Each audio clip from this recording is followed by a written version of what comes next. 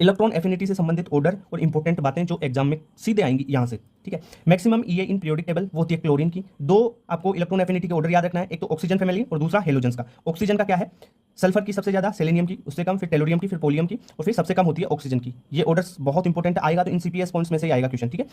सबसे ज्यादा क्वेश्चन आता है ये हेलोजेंस वाला। देखो फ्लोरीन की कम होती है क्लोरीन से, ठीक है। फ्लोरीन की ईए कम होती है क्लोरीन से, बस इतना चेंज कर देना। क्लोरीन फिर फ्लोरीन फिर ब्रोमीन फिर आयोडीन, ठीक है।